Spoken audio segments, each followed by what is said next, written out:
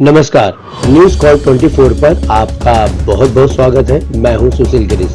आज हम top news में यह जानेंगे कि यादव लैंड में क्या बीजेपी को पटखनी दे सकते हैं अखिलेश। जानते हैं यूपी के तीसरे चरण की 10 सीटों का समीकरण क्या कहता है। यूपी के तीसरे चरण के लिए वोटिंग 7 मई को होनी है। समाजवादी पार्टी के लिए इन सीटों को जीतना इस बार डू और डाई जैसा है, क्योंकि अगर एक बार फिर ये क्षेत्र हाथ से निकल गया तो यहाँ बीजेपी स्थापित हो जाएगी। उत्तर प्रदेश में 7 मई को लोकसभा चुनाव के तीसरे चरण के लिए वोटिंग होनी है। सभी की निगाहें ब्रज और रुहेलखंड क्षेत्रों पर है और वोटर्स के लिहाज से देखा जाए तो ये चुनाव क्षेत्र समाजवादी पार्टी का गढ़ है। यादव मुस्लिम बहुलता वाली इन 10 सीटों को इसलिए ही यादव लैंड के नाम से भी जाना जाता है।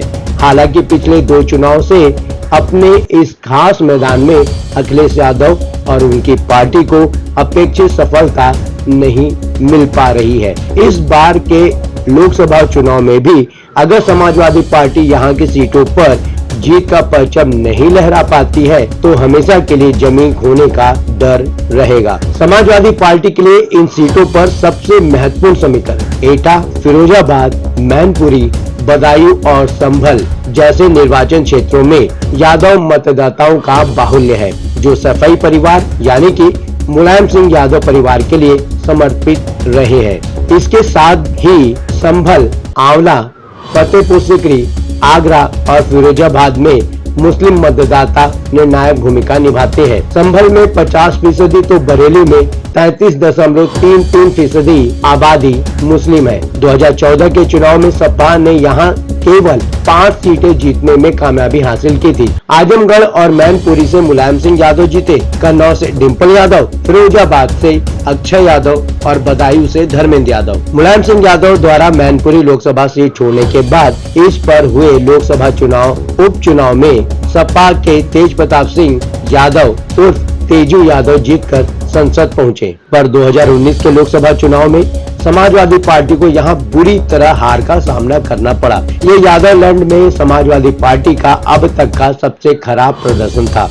इस चुनाव में मैनपुरी से मुलायम सिंह यादव और संभल से शफीकुर रहमान वर्ग ही चुनाव जीत सके थे। राजनीतिक विश्लेषकों की माने तो 2014 के लोकसभा चुनाव के बाद जिस तरह अन्य पिछड़ी जातियां भाजपा की ओर एकजुट हुई, उससे सपा को विजय दिलाने वाला मुस्लिम यादव समीकरण का प्रभाव कम हुआ। परिवार के बाहर के यादवों को टिकट नहीं मिलना भी विरोध में जा सकता है। समाजवादी पार्टी के कोर वोटर्स यादव रहे हैं, पर इस बार जिस तरह अखिलेश यादव ने केवल अपने परिवार के लोगों को ही टिकट दिया, उसका गलत मतलब निकाला जा सकता है। बीजेपी और बीएसपी इस बात को इस तरह प्रचारित कर रही है कि समाजवादी पार्टी की नजर में केवल परिवार के लोग ही यादव हैं। सपा 2024 के लोकसभा चुनाव में सूबे की कुल 80 में से 62 सीट पर चुनाव लड़ रही है और बाकी सीट सहयोगी दलों को दे दी गई है। पर समाजवादी पार्टी की लिस्ट में इस बार केवल 5 यादव प्रत्याशी उतारे हैं, जिनमें कन्नौज सीट पर खुद अखिलेश यादव चुनाव लड़ रहे हैं,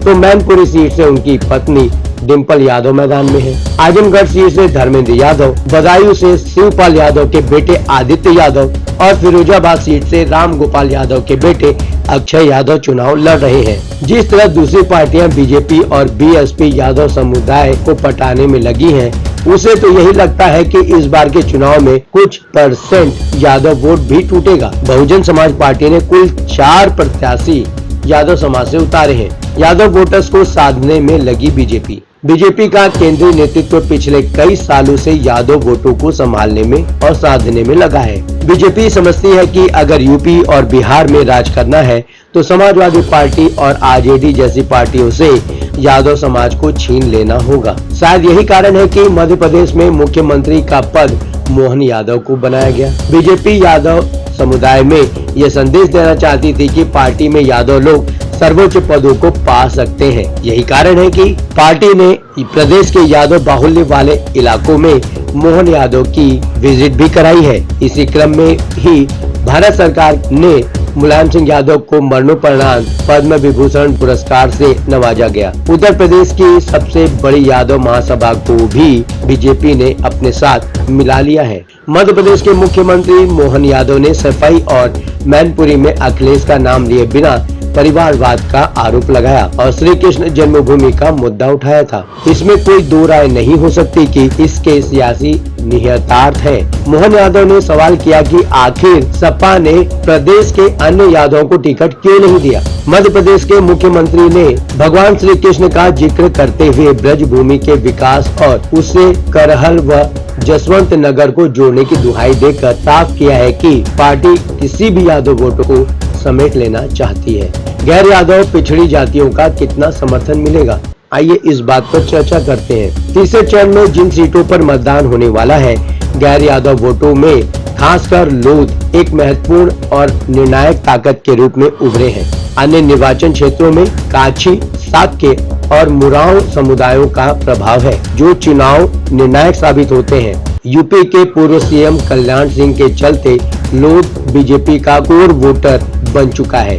काछी, साक्य आदि वोट में भी बीजेपी सेंध लगा चुकी है। मुलायम सिंह यादव जब तक मजबूत रहे, इन जातियों को समाजवादी पार्टी के लिए समेटे रहे। इसलिए शायद इस बार के चुनाव में अखिलेश यादव ने जनाधार बढ़ाने के लिए पीडीए यानी पिछड़ा दलित अल्पसंख्यक फार्मूला तैयार किया है। पर अखिलेश को गैर यादव पिछड़ी जातियों का जितना समर्थन पूर्वी यूपी में मिल रहा है, उतना शायद पश्चिम यूपी में न मिले। कांग्रेस के साथ पर बीएसपी नहीं है इस बार। समाजवादी के लिए इस बार सबसे बड़ी मुश्किल ये है कि बीएसपी उनके साथ नहीं है। पिछली बार 2019 के चुनाव में इन 10 सीटों में से सत्तारूढ़ भाजपा ने 8 पर जीत हासिल की थी, जबकि समाजवादी पार्टी ने बहुजन समाज पार्टी के साथ गठबंधन में चुनाव लड़ा। केवल 2 सीट ही जीतने में कामयाब हुई थी। इस बार समाजवादी पार्टी के साथ न बीएसपी है और न ही आरएलडी है। हालांकि कांग्रेस का साथ मिला है।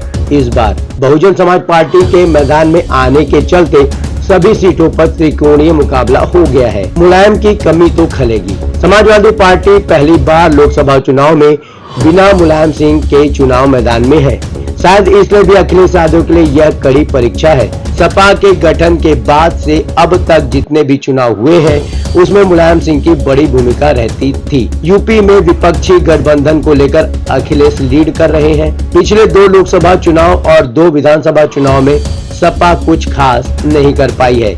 जमीन से जुड़े नेता होने के कारण ही मुलायम सिंह को धरती पुत्र कहा जाता रहा है। वह पार्टी को यादवों की पार्टी बनाने के साथ ही पिछड़े वर्ग की पार्टी भी बनाए रखे। यह इसलिए संभव हो सका कि पिछड़े वर्ग के नेताओं से उनका सामंजस्य बेहतर उन्होंने बनाए रखा। इटावा, मैनपुरी, कन्नौज में यादव बहुल सीट पर मजबूत MY समीकरण के कारण वह हमेशा मैदान में बाजी मारते रहे। यादव के अलावा दूसरी प्रभावशाली पिछड़ी जातियों पर पकड़ से वह हमेशा आगे रहे। अखिलेश की राजनीति में कभी कभी ऐसा लगता है कि पार्टी के कोर वोटर्स यादव और मुसलमान भी न उनका साथ छोड़ दे। आज अखिलेश के साथ आजम खान कितना है, ये भी समझ में नहीं आता।